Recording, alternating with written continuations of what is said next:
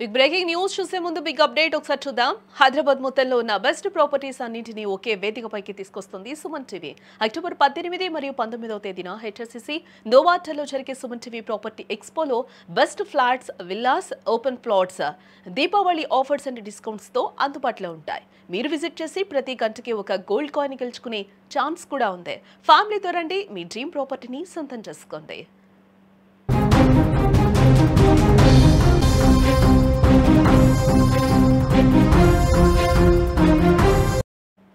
Big breaking news చూస్తున్నాం. ప్రపంచంలోనే అత్యంత ప్రతిష్టాత్మకమైన నోబెల్ శాంతి బహుమతిని దక్కించుకుని అమెరికా అధ్యక్షుడు డొనాల్డ్ ట్రంప్ ఎన్నో కలలు కన్నారు. తనకు ఆ అవార్డు దక్కడం ఖాయమని, తనకంటే గొప్పగా శాంతి స్థాపనకు ఎవరూ కృషి చేయలేదని ఆయన పదే పదే చెప్పుకున్నారు. సందర్భం దొరికిన ప్రతిసారి తాను 7 యుద్ధాలు ఆపానని, ఇంకో యుద్ధాన్ని కూడా ఆపేసే పనిలో ఉన్నానని గొప్పగా ప్రచారం చేసుకున్నారు. తన లాంటి వ్యక్తికి ఇవ్వకపోతే అది అమెరికాకే అవమానం అవుతుందని కూడా కామెంట్లు చేశారు. కానీ చివరకు ట్రంప్ ఆశలు అడియాసలే అయ్యాయి. ఆయనకు శాంతి బహుమతి కాదు కదా, నిరాశ మిగిలింది. చివరకు నోబెల్ శాంతి బహుమతి వెనెజువెలా దేశానికి చెందిన మరియా కొరినా మచాడోకు వచ్చింది. అసలు ట్రంప్ కు ఈ అవార్డు ఎందుకు దక్కలేదు? నోబెల్ కమిటీ నియమాలను, ఆలోచనలను మనం ఒకసారి పరిశీలిస్తే నోబెల్ బహుమతి కేవలం అప్పటికప్పుడు తాత్కాలికంగా చేసిన శాంతి ఒప్పందాల ఆధారంగా ఇవ్వరు.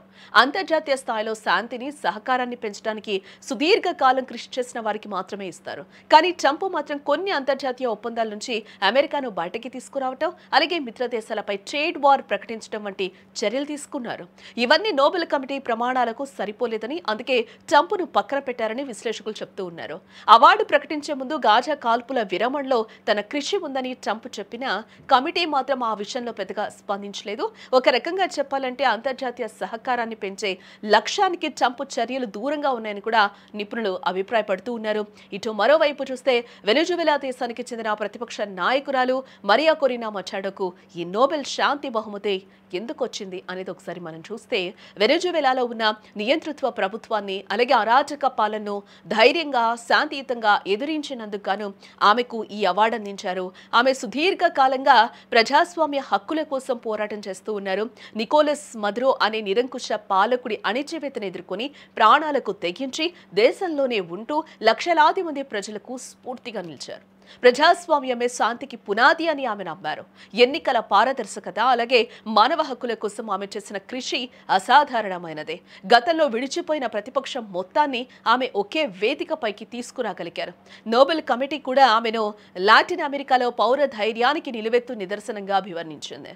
తుపాకీలకు బదులుగా బ్యాలెట్ అనే ఆమె నినాదం శాంతిని, ప్రజాస్వామ్యాన్ని గెలిపించే సాధనంగా నిలిచిందని కమిటీ చెప్పింది. అందుకే ఏళ్ల తరబడి నియంతృత్వం నుంచి విముక్తి కోసం పోరాడుతున్న ఒక మహిళా కృషికి నోబెల్ గౌరవం దక్కినట్లయింది.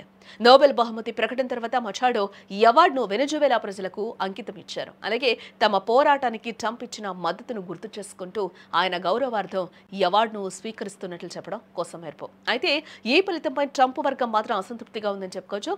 వైట్ హౌస్ కమ్యూనికేషన్స్ డైరెక్టర్ మాట్లాడుతూ నోబెల్ కమిటీ శాంతి కంటే రాజకీయాలకు ప్రాధాన్యత ఇచ్చిందని కూడా విమర్శించారు.